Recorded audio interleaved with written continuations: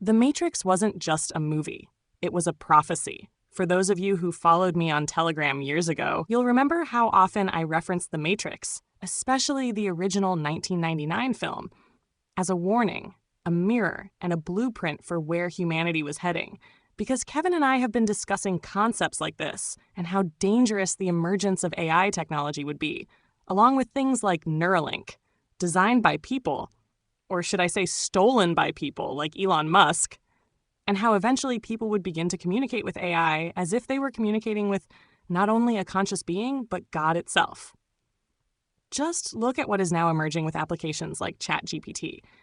And as scary as this may all sound, some will eventually even agree to give up their own bodily autonomy to merge with machines by way of wearables and injectables, all of which we have discussed publicly before in great detail in various videos for as long as we have been together, which is nearing 20 years now.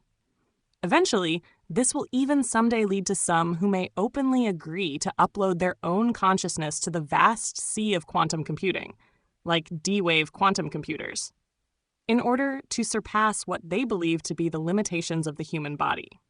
So now can you see why I've referenced the Matrix saga over 1,000 times over the last 26 years? And for those that may still be skeptical of what I am saying, I will include several videos down below for you to watch that may give you a better idea of how this technology is slowly, or at this point, quickly, being integrated into our world, and how everyday people, even those who are not tech-savvy, will begin to believe that this technology is not only the way of our future, but in fact, a way to communicate with God directly. Let me start by saying this. I've been studying world events, global elite systems such as Freemasonry and secret societies, ancient spiritual teachings, practices and world religions, advanced technologies, including concepts of artificial intelligence, before it was even called that, suppressed hidden knowledge, and corruption within the banking, political, and conventional medical systems for nearly 30 years now. My search for knowledge, or as some would now call it, my awakening, didn't begin in 2020 when the pandemic shook the world. It began long before that, perhaps back in the early 1990s when I first found myself starting to question this reality after a chain of events that took place in my own life revolving around vaccinations and their true efficacy, which was followed by a deep dive into the medical system and its original roots, which led me down a rabbit hole that I could have never imagined at the time would go so deep. However, it wasn't until 1999, when I was 18 years old, that I saw The Matrix in theaters 3 times with different people who didn't quite understand why I was so obsessed. But I did. I knew there was something different about this movie, something prophetic, but yet something eerie. It wasn't just about the action or the effects. I remember telling people, do you realize how much hidden gnosis, spiritual knowledge, is encoded in this film? And do you realize that we'll be living in that reality someday if it doesn't already exist? As someone deeply drawn to ancient wisdom, world religions, advanced technology, biology, and in particular esoteric or Gnostic teachings by that time, I recognized that The Matrix was more than just entertainment. It was a message, a red pill disguised as fiction. Since then, I've watched it probably over 50 times, along with my works. 2 of which that come to mind that really got the ball rolling for me were the Da Vinci Code novel written by Dan Brown in 2003 and Zeitgeist, the movie, which was originally released back in 2007, which I watched, in fact, with my husband, because he too was quite aware of what the possibilities were for our world going forward, with him being an electrical engineer and all, originally specializing in robotics technology, and later moving on to building equipment to repair nuclear reactors, wind turbines, for what they will tell you is clean energy, which it is not, and refurbishing commercial plane engines. Every time we would watch these movies, documentaries, or dive deeper into these books, I would uncover something new. Recently, I came across an interview featuring Lawrence Fishburne, who played Morpheus, and Neil deGrasse Tyson discussing the deeper symbolism behind the film.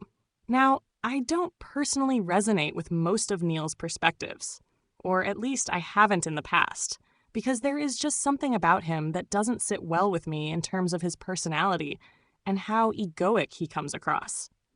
But I watched it for Lawrence, and I wasn't disappointed. They talked about the film's profound symbolism as well as the blending of ancient mythology with the emerging digital age. I've included it down below for those who might be interested in seeing it for themselves and may have missed some of the symbolism when watching the movie the first time, or maybe the 50th. I've also included a video by a woman who shares many of the same concerns that Kevin and I have had and have discussed for well over a decade now. In fact, we even touched on this subject in multiple videos back in 2020, and then again in 2021 in a video where we were interviewed by a client of ours who has now become a dear friend who is also an award-winning practitioner receiving the Neinstein Award for her work in developmental trauma. She is also an eclectic practitioner, a clinical social worker, and a psychotherapist who has been in clinical practice for 20 years. Therefore, if you or someone you know is struggling with their mental health, you may in fact want to speak to Ida because she is a deeply compassionate and caring practitioner. You can find her service website with her listed offerings and services down below as well. You may find her newest offerings particularly interesting, such as her voice analysis, healing through sound, and her supportive mental wellness meditations that you do on your own from the comfort of your own home.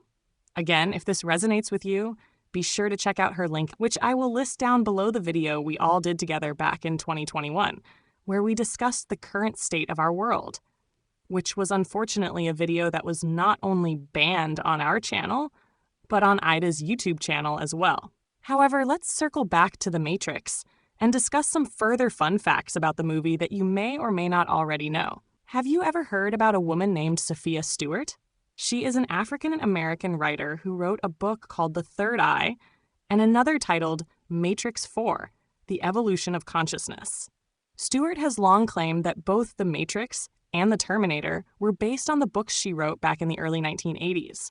She says these profound ideas just came to her because she is a prodigy, that she has always been an enlightened shaman, as was her grandmother, since she was a young child and could also read and write prolifically since the age of 3.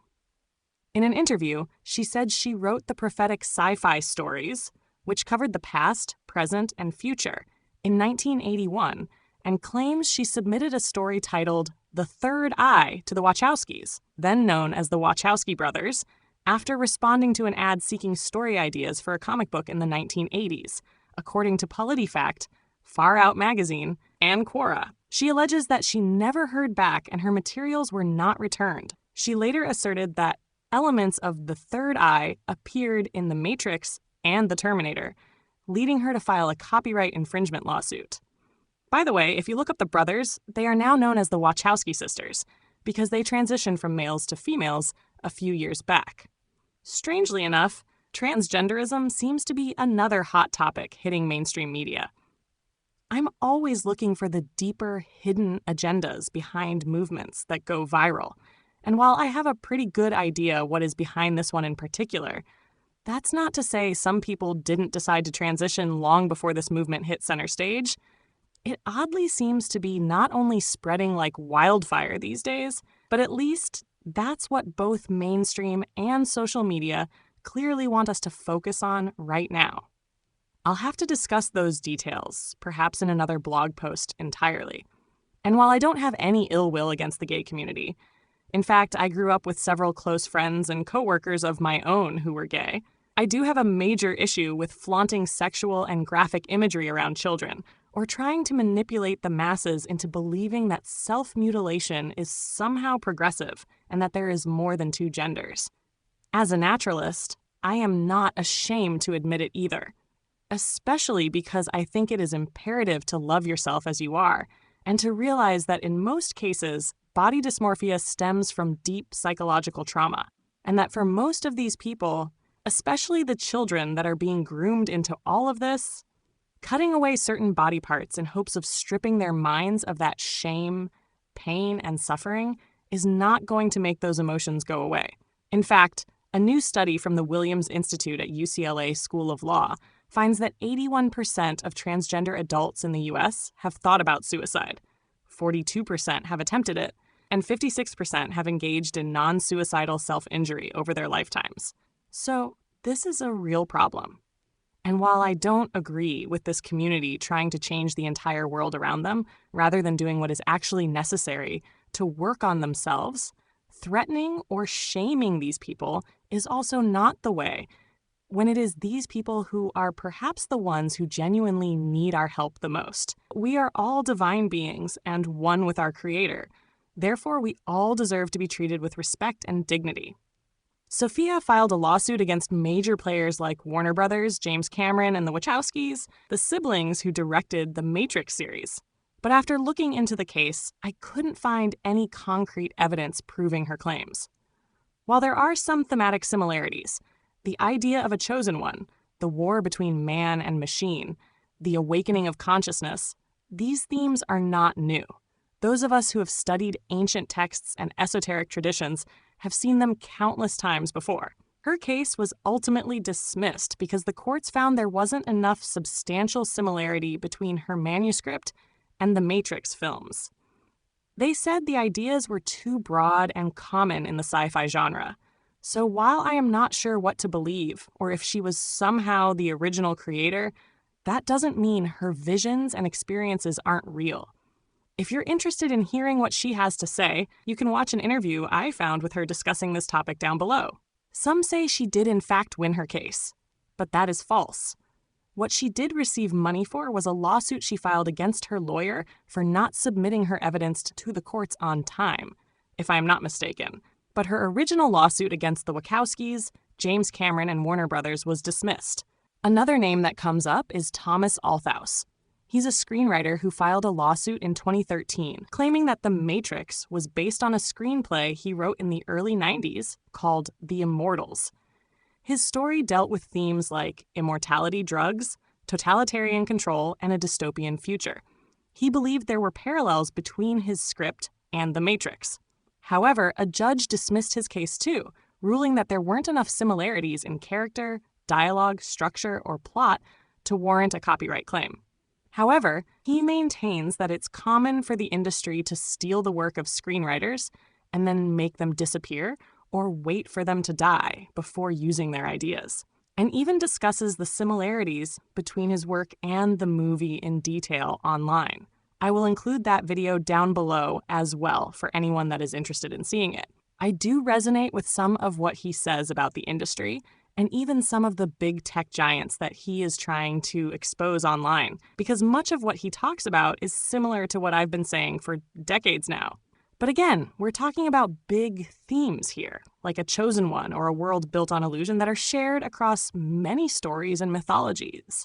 So it's hard to say where the idea for the Matrix truly came from or how they were manifested. Now here's where I get personal. While I couldn't find solid legal evidence to prove that either Sophia Stewart or Tom Althaus were the original creators of The Matrix, that's not to say that what they're saying isn't true. Because here's the reality. I've seen firsthand how easily powerful corporations and institutions can silence, censor, and even erase people. My husband, my sister, and I experienced it ourselves countless times over the last 5 years. For those of you who've followed me for a while, you'll remember I once had an Instagram platform with 15,000 followers and several other channels that had anywhere from 1,000 to 5,000 subscribers. However, my sister had over 100,000 followers and more than 50,000 followers on other platforms. We poured countless hours of work and years of our knowledge into our pages, sharing truth in hopes of helping people awaken to all this nonsense. Whether it be through our combined knowledge of healing the body naturally, using things like nutrition, structured water, supplementation, hidden alternative healing devices, which include frequencies, light, and sound, the dangers of using advanced and so-called smart technology, or through supporting people during the most difficult and scary times during the pandemic, by sharing our own personal stories, visions, expertise, or in my sister's case, creating laughter during a very dark time through her quick-witted, intelligent, and extremely sarcastic journalistic abilities, which she has now offered on multiple platforms throughout the last 5 years. Then one night during the pandemic, we went to bed, and woke up to find it all gone. In fact, my sister and our Instagram channel were both deleted on the exact same day. Not shadow banned, not flagged, just deleted. Scrubbed from the internet.